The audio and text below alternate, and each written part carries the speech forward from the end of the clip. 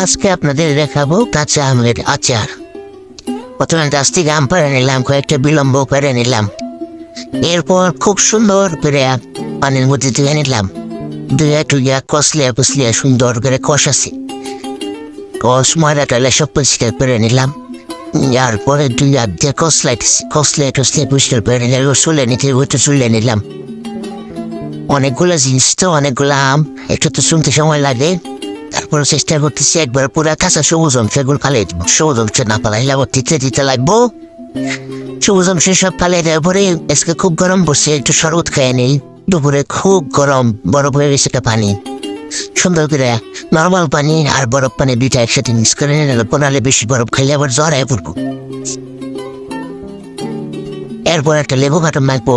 লেবু ছাড়া তো শরবত দেবো না। আনাও একটা লেবু কাটান সুন্দর করে শুকনো দিকে একদম দাঁত কাটে একটা লেবু মিশি। লেবুটা পিস করে ফালা করে নিও। এরপর শরবত বানাবো। আমি লেবুগুলো সুন্দর করে সিপটে দিন না, একটু পানি ডালতে নেবো। মানে ঠান্ডা পানি আর নর্মাল পানি দুইটা মিলে একসাথে মিলাইছি। না মিলাইলে বেশি ঠান্ডা হয়ে যাবো। আমি লেবুগুলো একটু সিপটে নেবো, যাতে একদম রসগুলো একবারে সেক খেলায়। সুন্দর করে সিপটে শেষ করে হাতে ছুটে ট্যান রান্না বুটে মাছারা তো শরবত মজা লাগবো না। আমি দুইটা ট্যান দিতেছি, দেখি কেমন লাগে। দুইটা ট্যান নিই না, সুন্দর করে একবার দুইটা ট্যান ডালছি। ডালার পরে আর একটু চিনি রান্নাবো, মিষ্টি করার লাগবো। একটু মিষ্টি করে চিনিটা আমি গোলাম লাগবো সুন্দর করে চামচ দিয়ে বলামো। চিনিটা একবার আইডিয়া উঠে একবার জানি মিশে যায় পানির সাথে। চামচ তেল তখন গোটা দিয়ে ভরে এখন তুই বানাবার সমস্ত কাম ফিনিশ শেষ। আর একটু লবণ দেন লাগবো, বিট লবণ দিয়ে একটু বিট লবণ দিলে সবটা নিতে একটু হালকা টেস্ট লাগবো। বিট লবণ দিয়ে একবার স্বাদ লাগবে আর কি। দিলে এখন সব শেষ, একটু ডাইলে খাই দিই কেমন লাগে।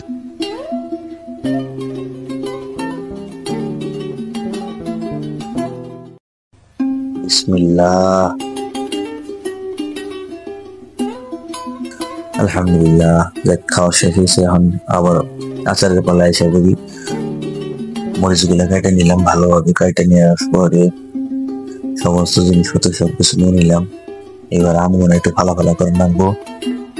যেটা যা আছে সবকিছু একবারে সুন্দর করে কেটে নিই, কারণ হচ্ছে কি আমগুলো তো একটু ছোট ছোট, বড় ছোট কেটে মিলে, কারণ করা আম আম বাড়তি নেই, সব গাছের আম পারছি, যেটি ভালো লাগছে ওইটি পারছি।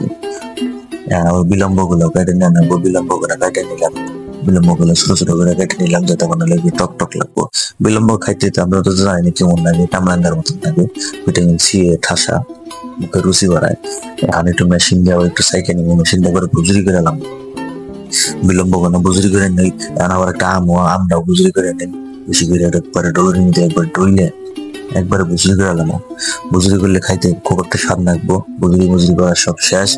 এখন হালকা পাতলা বিলম্ব করে একটু ডালা দেবো। ছোট ছোট বিলম্ব একটু সময় লাগে। যাই হোক, আপনারা যতক্ষণ দেখতেই থাকেন, ভালো লাগতেছে, আমি বুঝতেছি।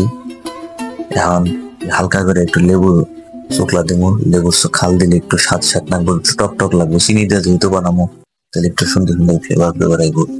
হালকা করে আনাইবো, একটু কাঁচামরিচ দিয়ে নেই, কাঁচামরিচ বানাবো।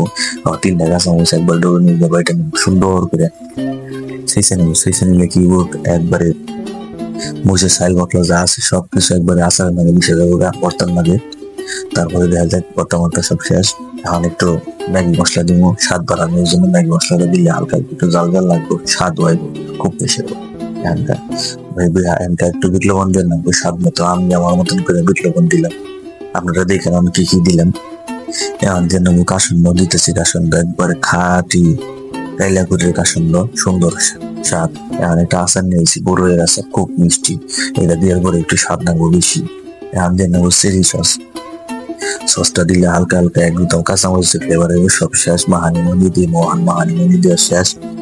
এখন খায় দেখার পালা।